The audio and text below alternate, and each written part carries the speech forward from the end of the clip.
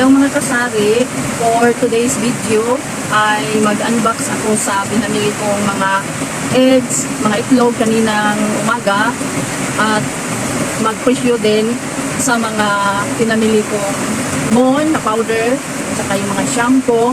Lagyan natin ng mga presyo para yung puli sa dato sa pagbantay sa tindahan hindi na siya magkalisod o hatag presyo, dili sa tama alkansi, malugi para sa Tagalog, alkansi sa Tagalog.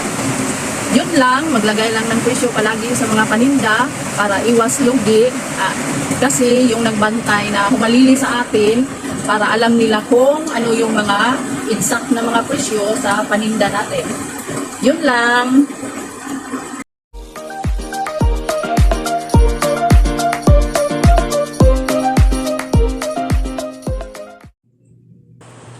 Hello mga kasari, 3 tray pala itong mga itlog na binili ko. Ang size niya ay jumbo, tag 12 ang isa, ang binta ko nito.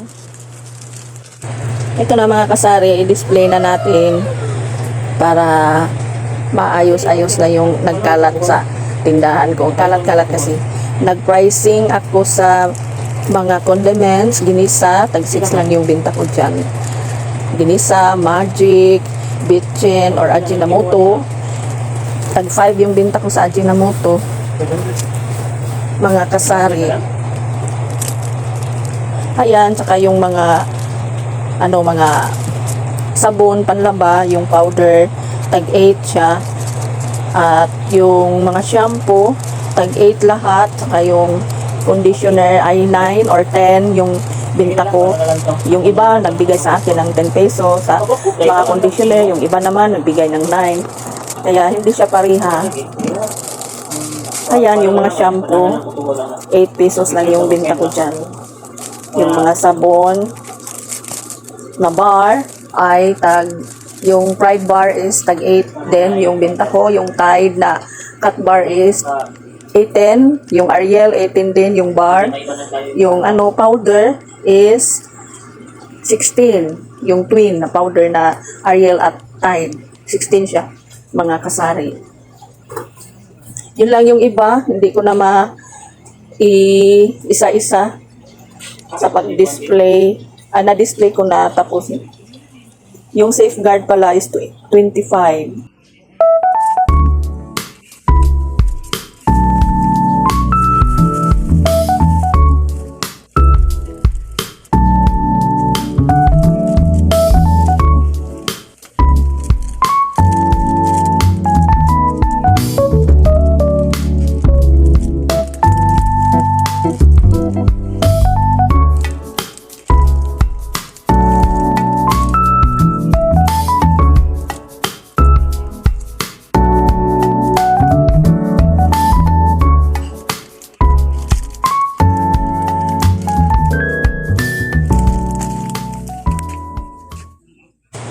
Pasensya na kayo mga kasari, maingay yung yung video ko kasi malakas ang ulan dito sa amin. Parang 2 araw na malakas yung ulan.